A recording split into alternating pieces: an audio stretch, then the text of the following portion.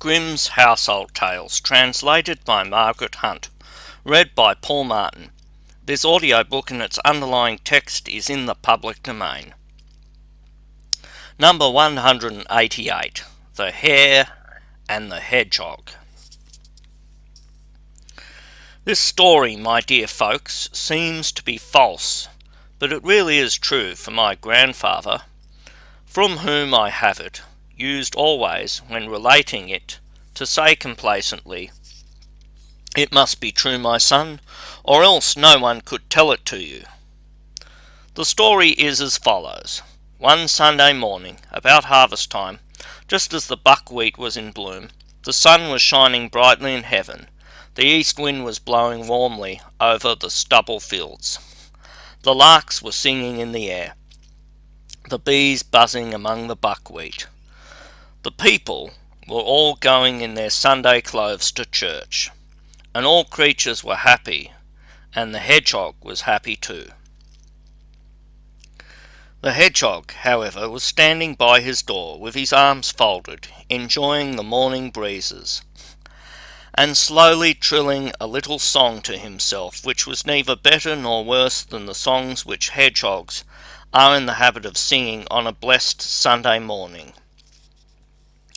While he was thus singing, half aloud to himself, it suddenly occurred to him that, while his wife was washing and drying the children, he might very well take a walk into the field and see how his turnips were going on.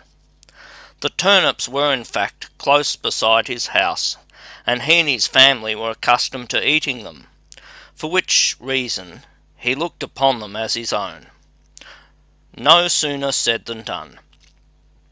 The hedgehog shut the door behind him and took the path to the field. He had not gone very far from home, and was just turning round the sloe bush which stands there outside the field to go up into the turnip field, when he observed the hare, who had gone out on business of the same kind, namely to visit his cabbages. When the hedgehog caught sight of the hare, he bade him a friendly good morning, but the hare, who was in his own way a distinguished gentleman and frightfully haughty, did not return the hedgehog's greeting, but said to him, assuming at the same time a very contemptuous manner, "How do you happen to be running about here in the field so early in the morning?" "I am taking a walk," said the hedgehog. "A walk," said the hare, with a smile. "It seems to me that you might use your legs for a better purpose." This answer made the hedgehog furiously angry, for he can bear anything but an attack on his legs, just because they are crooked by nature. So now the hedgehog said to the hare, "You seem to imagine that you can do more with your legs than I with mine." "That is just what I do think," said the hare. "That can be put to the test," said the hedgehog. "I wager that if we run a race I will outstrip you." "That is ridiculous, you with your short legs," said the hare, "but for my part I am willing, if you have such a monstrous fancy for it. What shall we wager?" "A golden louis d'or and a bottle of brandy," said the hedgehog. "Done," said the hare. "Shake hands on it, and then we may as well come off at once." "Nay," said the hedgehog, "there is no such great hurry. I am still fasting. I will go home first and have a little breakfast. In half an hour I will be back again at this place." Then the hedgehog departed, for the hare was quite satisfied with this. On his way the hedgehog thought to himself, "The hare relies on his long legs, but I will contrive to get the better of him. He may be a great man, but he is a very silly fellow, and he shall pay for what he has said." So when the hedgehog reached home, he said to his wife, "Wife, dress yourself quickly.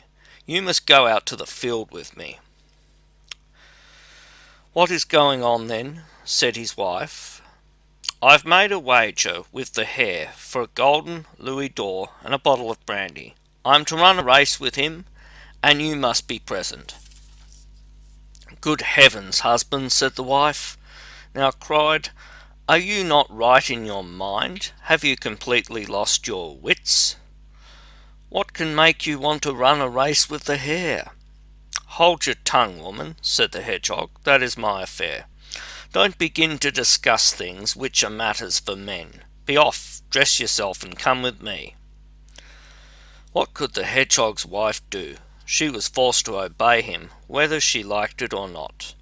So, when they'd set out on their way together, the Hedgehog said to his wife, "Now pay attention to what I'm going to say.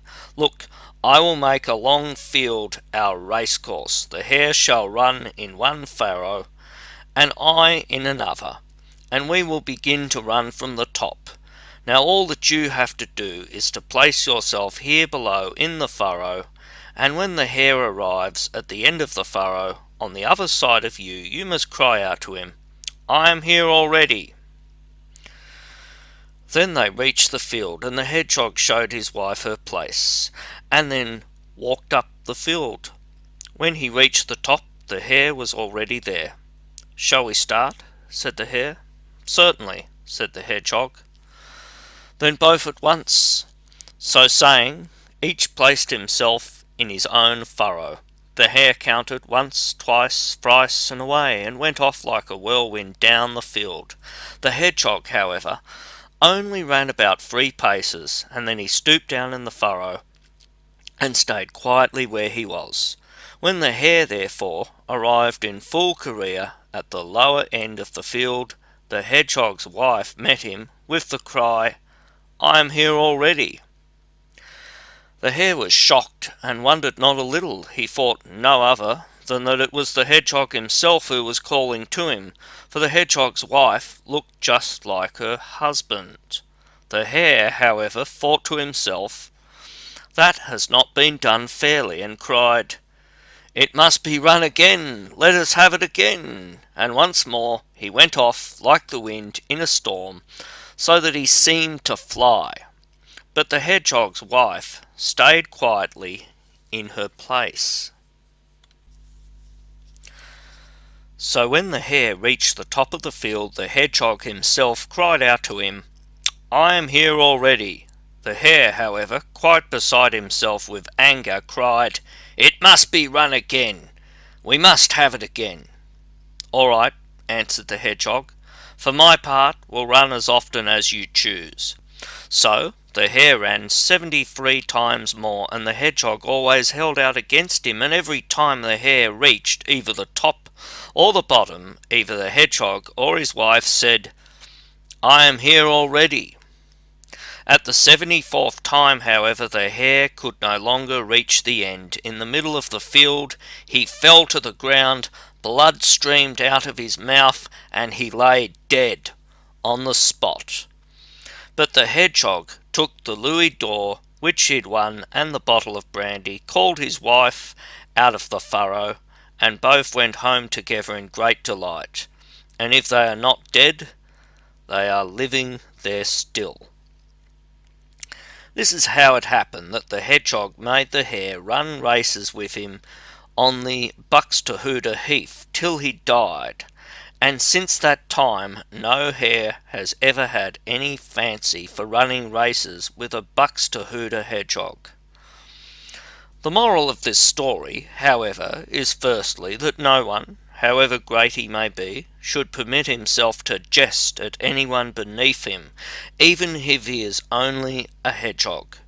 And secondly, it teaches that when a man marries, he should take a wife in his own position, who looks just as he himself looks.